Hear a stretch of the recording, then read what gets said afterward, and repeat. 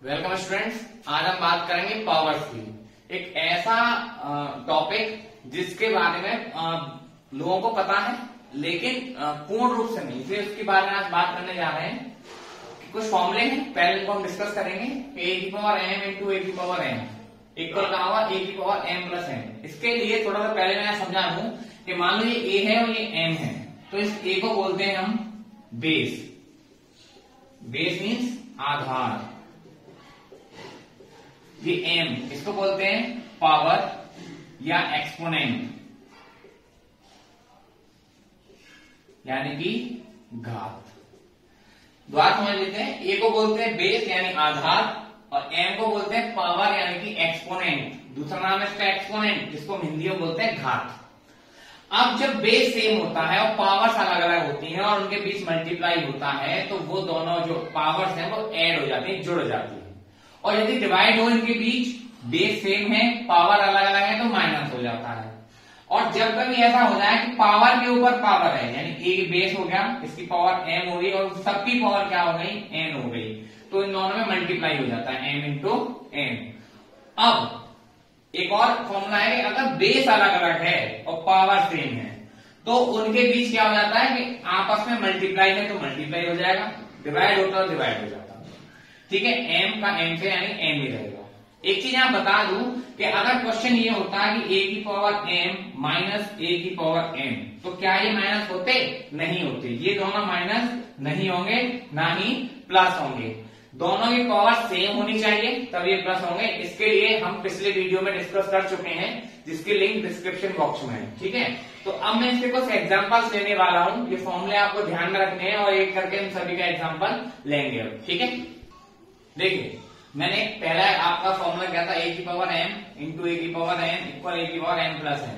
तो मैंने इसके आधार पर एक एग्जांपल ले लिया है कि 5 की पावर 2 5 की पावर 3 इक्वल अब क्या होगा 5 की पावर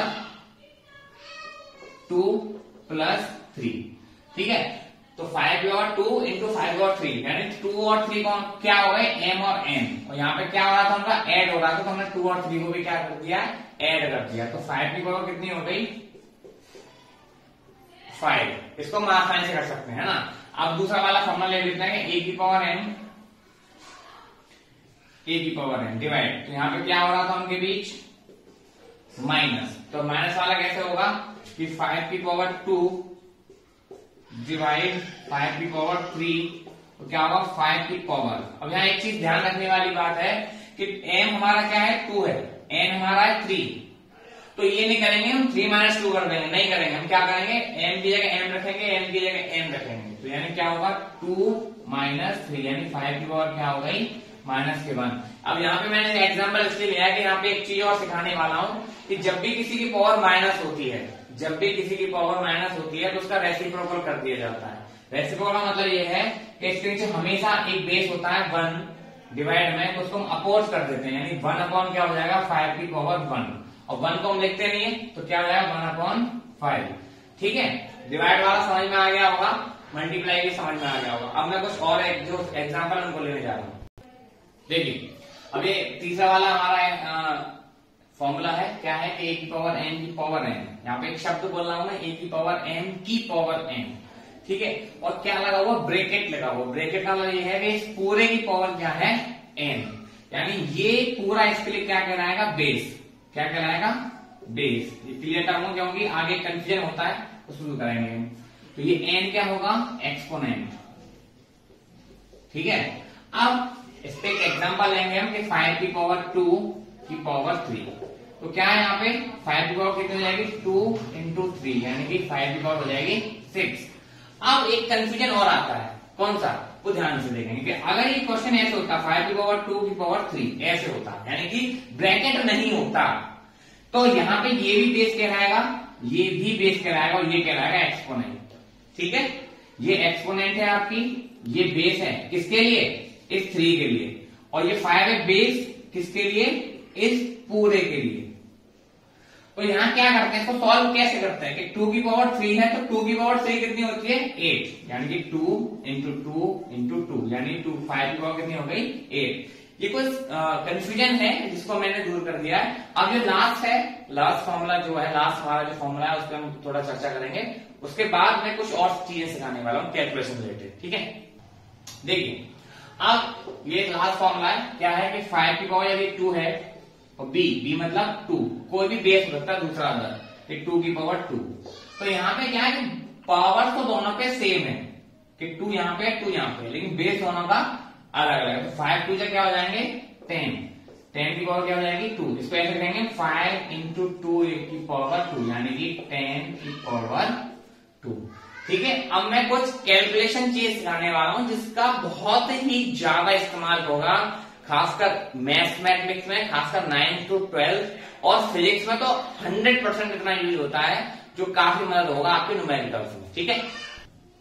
देखिए अब कुछ मैं और एग्जांपल ले रहा हूं, जो मैं एग्जांपल ले रहा हूं ऐसा एग्जांपल आपकी बुक या नोटबुक में नहीं होगा, लेकिन किस तरीके से होगा इस पे हम चर्चा करेंगे कि 1 डिवाइडेड बाई 1/2। स्पेशली छोटी क्लासों में हम बात करते हैं तो डिवाइड हम कैसे लिखते हैं कि 1 का तो 1 रहता है, डिवाइड हम चेंज कर लेते हैं मल्टीप्लाई में, और 1/2 का ऊपर यानी रेसिप्रोकल हो जाता है 2/1। अब जिन बच्चों को रेसिप्रोकल नहीं आता है वो मुझे कमेंट करेंगे, सर मुझे रेसिप्रोकल नहीं आता, बार बार रेसिप्रोकल बोल रहे हो, क्या होता है उसको मैं अगली वीडियो में आपको बता दूंगा, और आता है तो अच्छी बात। अब मैंने जब ये ऐसा किया तो 1 का मल्टीप्लाई किससे होगा 2 से, 1 से नहीं होगा, किससे होगा 2 से। क्यों? किसी भी नंबर के नीचे 1 ऑटोमेटिकली होता है, ठीक है। तो 1 का मल्टीप्लाई 1 से, 1 का मल्टीप्लाई 2 से, यानी क्या हो गया 2। यदि मैं इसको सॉल्व करूं तो क्या होगा जरा बताओ, 4/3 मल्टीप्लाई, इसके लिए मैं क्या लिखना पड़ेगा 1, तो क्या हो जाएगा 1/7। तो 4 का मल्टीप्लाई 1 से और 3 का मल्टीप्लाई 7 से। ऐसे अब यहां पे करेंगे हम 4/3, डिवाइड का मैंने क्या किया मल्टीप्लाई, इसको चेंज किया, क्या हो गया 5/7। तो 4 5 का कितना हो गया 20 और 7 3 हो गया 21। अगर छोटी क्लास की बात करें तो ऐसे होंगे, लेकिन हमारी नोटबुक में आते कैसे उस पर थोड़ा विचार करेंगे। इसको हम यहां देखेंगे कि देखो 1 पेपर में या बुक में कैसे होगा, ये इस प्रकार होगा, ये इस प्रकार होगा, ये ऐसे नहीं होगा, कैसे होगा ऐसे होगा। तो हमें इसको ऐसी फॉर्म में सोचना है या कर लेना है कि 1 डिवाइड 1/2। ये ध्यान रखना है जब भी डिवाइड का साइन होगा यहाँ पे कुछ और होगा, यहाँ कुछ और है, ये थोड़ा बड़ा है ये छोटा है। जहां बड़ा है उसका मतलब है डिवाइड है, जहां बड़ा है ये साइन उसका मतलब डिवाइड है, और जहां ये छोटा है वो एक डिजिट पूरी मानी जाएगी। यानी कि इसको मैं इस प्रकार लिख सकता हूं, और फिर जब ये ऐसे लिखा जा सकता तो सॉल्व कैसे होगा ऐसे होगा। यानी अगर डायरेक्ट करना चाहे तो कैसे होगा कि ये हमने कैसे किया 1 इंटू 2/1, जैसे मैंने ये किया, क्योंकि ये वाली बीच की कड़ी हमने हटा दी है। तो 1/2 का मतलब क्या है 1 इंटू 2/1 यानी कि 2। ऐसे ही मैंने इसको लिख दिया है 1/2 का मतलब 1 इंटू 2/1, यानी इसका आंसर कितना आया 2। अब दूसरा एग्जांपल लेंगे हम, इसका मतलब इसको आएगा कैसे पेपर में 4/3 डिवाइड 7। ध्यान रखना है ये डिवाइड बड़ा है ये छोटा है, यानी ये कैसे लिखा जाएगा इस प्रकार लिखा जाएगा, और सॉल्व कैसे होगा ऐसे होगा कि 4/3 इंटू 1/7 क्या हो जाएगा 4/21।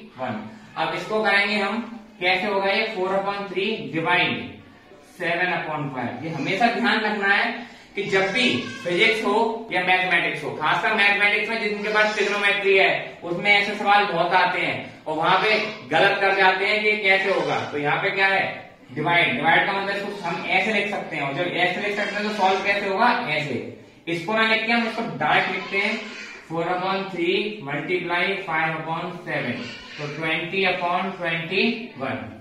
मैं समझता हूँ समझ में आ गया होगा। आगे ऐसी वीडियोस और ऐसी बेसिक मैथमेटिक्स में मैं वीडियो आपको देता रहूंगा। बस आपको एक ही काम करना है, लाइक शेयर एंड सब्सक्राइब, और इसको इतना फैलाओ कि कम से कम मुझे लगे कि आप इस वीडियो को देख रहे हो। Thank you for watching.